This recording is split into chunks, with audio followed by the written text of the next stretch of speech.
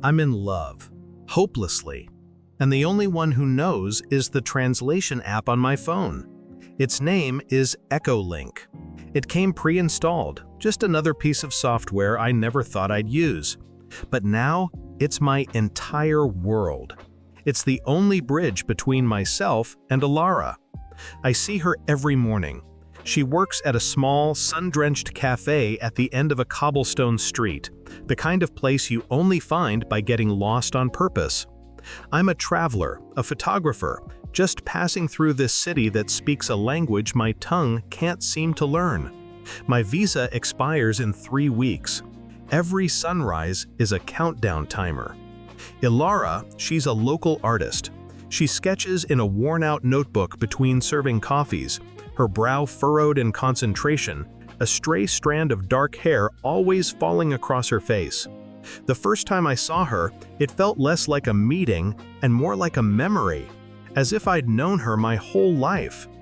Our relationship exists in the silence between us, punctuated by the soft, synthesized voice of my phone. The language barrier isn't just a wall, it's an ocean, and Echolink is my tiny, digital lifeboat. Our first conversation was impossibly clumsy. I wanted to tell her I admired the charcoal sketch of the old clock tower she was working on. I typed, "I like your drawing," into my phone. I held my breath, hit translate, and showed her the screen. A small smile touched her lips. She took my phone, typed a reply in her flowing script, and handed it back. I hit translate again. The English text read, "The stone remembers the hands that built it. I just try to listen." I was stunned. It wasn't a simple thank you, it was poetry. I chalked it up to a highly advanced AI, a quirk in the software that favored lyricism over literal translation. I just smiled and nodded, a fool with a vocabulary of 0. But it kept happening. A few days later, I saw her at a local market, looking at a vendor's display of handcrafted jewelry. I wanted to start a conversation, anything to be near her for a moment longer. My mind went blank, so I pulled out my phone. "The colors are very bright," I typed. Lame, I know. I showed her the screen. She read it, then looked from the jewelry to me, a curious light in her eyes. She typed her reply. I translated it. "They are not as bright as the color you bring to this small corner of the world." My heart hammered against my ribs. It felt too intimate, too personal. It felt like she could see right through me. I looked up from my phone, into her eyes, searching for a hint of a joke, a sign that this was just a flowery turn of phrase common in her language. But all I saw was a quiet sincerity that left me speechless. Our conversations became a daily ritual. We'd talk for minutes that felt like hours, sitting at a small table in her cafe. I'd tell her about the places I'd been, the photos I'd taken. I'd type, "I went to the coast today." The app would translate it, she would read it, and then she'd reply, her fingers flying across the screen. I'd translate her message back. "Did the ocean tell you any of its secrets?" I found myself becoming addicted to it. I wasn't just communicating, I was connecting. The app seemed to understand the intention behind my simple words. It took my clumsy, boring sentences and spun them into gold. It felt like I was speaking through a poet's soul. But was it my soul or the app's? Yesterday was different. It was raining, a gentle, persistent drizzle that kept most people away. The cafe was nearly empty. She was behind the counter, polishing glasses, and I was at my usual table, pretending to edit photos. The silence was comfortable, but heavy with all the things we couldn't say. I finally opened the app. I wanted to ask her something real, something that mattered. I typed, "What do you dream about?" I hesitated, my thumb hovering over the translate button. This felt too direct, too vulnerable. But I did it. I walked to the counter and showed her the phone. She stopped what she was doing and read the words carefully. She didn't smile this time. Her expression was serious, thoughtful. She took a long time to type her reply. When she handed the phone back, my hand was trembling slightly. I pressed translate. The words appeared on my screen, and the world seemed to stop. It said, "I dream of a day when I don't need a machine to hear the sound of your voice. I dream of a day when I don't need a machine to hear the sound of your voice." I read the words again and again. My own breath was caught in my throat. It wasn't just a reply, it was a confession. It was everything I felt mirrored back at me from the other side of the ocean between us. In that moment, the cafe, the rain, the entire world outside faded away. There was only the soft glow of my phone screen and the universe in her eyes as she looked at me. I didn't need the app to translate that look. It was a language I knew by heart. The next few days were a blur of beautiful, agonizing torture. Her words had given me hope, a wild, electrifying hope that I hadn't allowed myself to feel before. But they also made the ticking clock louder. The date of my departure was no longer a distant deadline.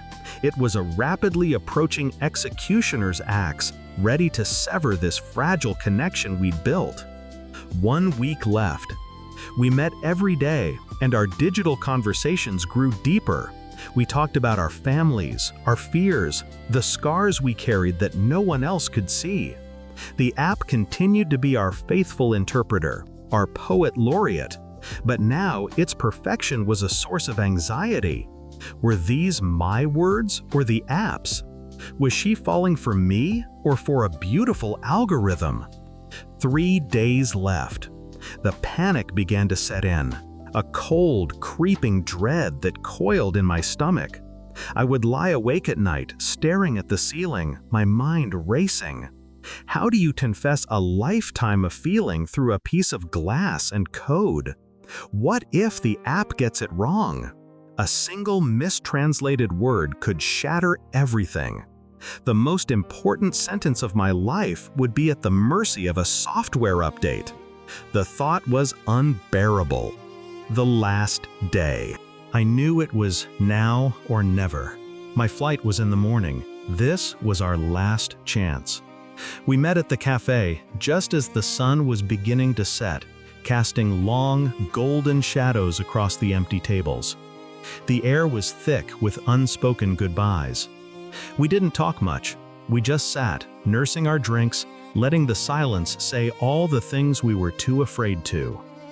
Finally, with my heart pounding a frantic rhythm against my ribs, I knew what I had to do. It was terrifying, it was reckless, but it was the only truth I had left. I pulled out my phone one last time. My hands were shaking so badly I could barely type. I opened Echolink, the app that had been my voice, my confidant, my bridge to her. I ignored the auto-suggestions, the predictive text that tried to guess what I wanted to say. I typed slowly, deliberately, each letter a monumental effort. 3 words, 8 letters, my entire world condensed into a tiny string of characters. I love you. I stared at the words on the screen. They looked so small, so inadequate, a pathetic digital representation of the cataclysmic emotion that was tearing me apart. For a moment, I almost deleted them. I almost stood up, walked away, and boarded my flight the next morning, leaving this beautiful, impossible dream behind. But then I looked at her. I saw the quiet sadness in her eyes, the same fear of loss that was suffocating me, and I knew I had to try. My thumb hovered over the translate button. I took a deep, shuddering breath, and I pressed it. The familiar animation swirled on the screen for a second, processing my pathetic little offering. Then it was done. The translation appeared beneath my original text. I didn't know what it said. I couldn't read her language. I could only trust. I slid the phone across the table. It came to a stop just before her hands. She didn't look at it right away. She looked at me, her eyes asking a question I couldn't answer. Then she slowly looked down. I watched her face as she read the words, It was the longest 10 seconds of my life. Her expression was unreadable, a mask of calm that betrayed nothing. I saw her eyes scan the text once, then twice. A tiny muscle feathered in her jaw. Her lips parted slightly, as if to say something, but no sound came out. And then she slowly lifted her head, and her eyes met mine. The silence stretched, thin and tight, ready to snap. And then I saw it. A single tear escaped from the corner of her eye and traced a slow, silent path down her cheek. She didn't wipe it away. She just held my gaze, and then, ever so slowly, she nodded. Relief washed over me in a wave so powerful it nearly brought me to my knees. It was a yes. It was a silent, tearful, beautiful yes. The world flooded back in, the soft clinking of glasses from the kitchen, the distant hum of traffic, the scent of coffee and rain. It all came back, but it was different now. It was brighter, fuller. I started to smile, a wide, trembling grin that I couldn't control. I wanted to reach across the table, to take her hand, to say everything all over again. But she held up a single finger, stopping me. Then she did something I didn't expect. She reached into her own bag and pulled out her phone. My smile faltered. My heart, which had been soaring, suddenly felt like a stone. Was she going to type a reply? Was this still the only way we could talk, even now? She didn't open the translation app. She opened her notes app. Her fingers moved with a practiced speed I'd never seen before. She typed a short sentence, then turned the screen to me. It was in English. Imperfect, slightly broken English, but I could understand it perfectly. It said, "I know. My app told me 1 week ago." I stared at the screen, my mind refusing to process the words. I looked up at her, my expression a mask of pure confusion. I fumbled for my own phone, my hands clumsy again. I opened Echolink and typed a single, frantic word: how. I slid the phone back to her. She looked at my question, and for the first time, a small, sad smile touched her lips. She took the phone and typed her final reply. It was longer this time. When she slid it back, I felt a strange sense of finality, as if this was the last message we would ever share through this digital ghost. I pressed translate, and the words that appeared on my screen rearranged my understanding of everything. Because this app doesn't translate our words, Liam. It never has. It translates what we feel. I looked up from the phone, truly seeing her for the first time. All of it. The poetic phrases, the uncanny understanding. The way it always seemed to say exactly what was in my heart. It wasn't a sophisticated program, it was a direct line. It had been translating my awe, my loneliness, my hope, my desperate, overwhelming love. And it had been translating hers right back. We stared at each other for a long moment, the two phones lying dark and silent between us. The bridge had served its purpose, and then something incredible happened. We both started to laugh. It wasn't a loud laugh, but a quiet, breathless sound of pure, unadulterated relief. The absurdity, the beauty, the miracle of it. The wall was gone. The ocean had been crossed. I slowly reached across the table and put my phone back in my pocket. She did the same. That night, we didn't use the translator again. We had a new, much harder, and much more beautiful language to learn. The language of each other. Our story ends there, at the beginning of their first true conversation. It's a story about a barrier and the strange, unexpected bridge that was built to cross it. It raises a question for all of us living in a world of ever-advancing technology. What if our devices could translate not just our words, but the true feelings behind them? Would a world with an app like Echolink be a more honest, more connected place? Or would we lose something vital in the process of outsourcing our own hearts? Let us know what you think in the comments below. We read every single one. And if this story resonated with you, show your support by hitting that like button and subscribe to 8i Love Story for a new tale from the heart every single day.